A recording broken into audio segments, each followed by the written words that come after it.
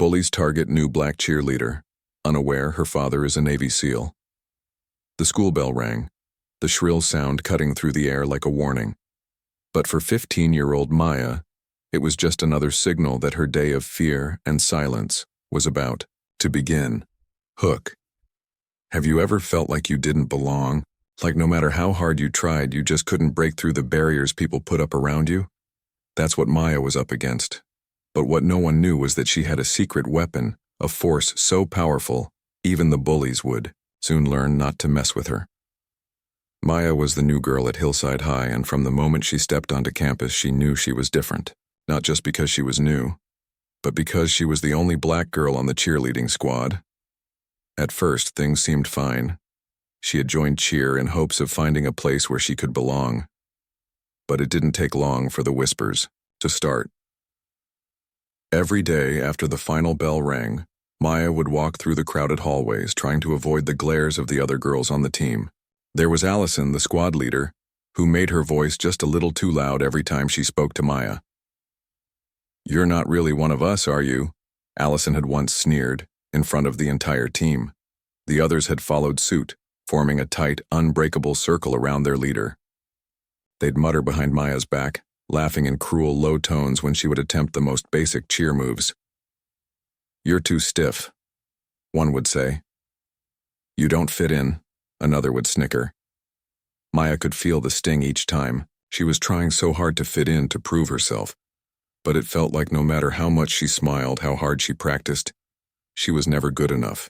And what hurt the most was that her team, the people she thought would be there for her, had turned their backs. But Maya wasn't alone, not completely. She had her dad. Midpoint reveal. What no one knew about Maya was that her father wasn't just any man. He was a Navy SEAL. He had served in missions that most people couldn't even begin to comprehend, and though he was a gentle, loving dad, there was a certain strength to him that everyone could feel when he entered the room. Maya didn't talk much about him, not to anyone at school. She wasn't the type to brag or draw attention to herself. But at night, when the world outside her bedroom felt cold and alone, her father's wisdom and strength had been the light that kept her going. "You can't control the way people see you, Maya," he had told her one evening while they were sitting together on the porch watching the sun dip below the horizon. "But you can control how you see yourself. You're stronger than they think. You've got the heart of a warrior." It was that simple statement, that quiet reminder, that Maya held on to when the cruelty of the day became too much. And it wasn't just about the bullies anymore. It was about Maya finding the courage to stand up for herself, to find her place, not just in the world of cheerleading, but in a world that often tried to tear her down because of who she was. One afternoon, after a particularly harsh practice, Maya walked out of the gym in tears. She had messed up again, tripping over her own feet while the others snickered behind her. She didn't feel like a cheerleader, she felt like a failure. As she sat down on a bench outside, her phone buzzed.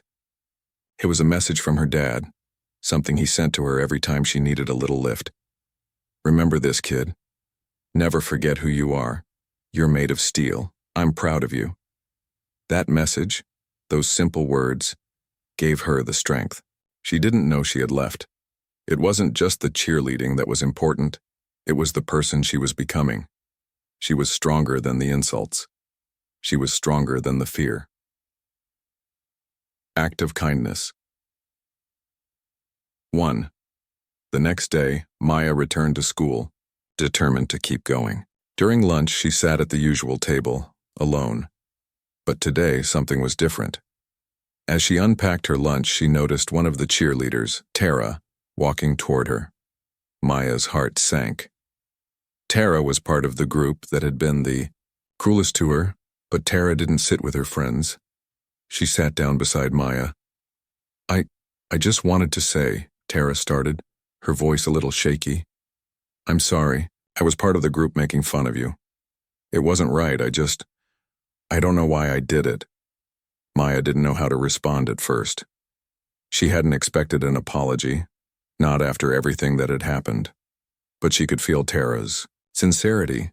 Tara continued, I I never really understood what it was like to be different until I saw you. You don't deserve that kind of treatment. I want to help you. I want to make things right." Maya felt a lump form in her throat. The kindness, the genuine apology was something she hadn't expected, but it made her feel like maybe, just maybe, things could change. Tara's small act of kindness was a ripple that began to shake the foundation of the cruel clique. Other cheerleaders, one by one, started to apologize too. Slowly, the walls came down. But Maya's journey wasn't over. She still had one more battle to fight, her own. Climax. It was the day of the big game. Maya had been practicing harder than ever, but the nerves were still there. This would be the moment to prove everything she had been working for, everything she had dreamed of. She could feel the pressure, the whispers from the stands, but something amazing happened.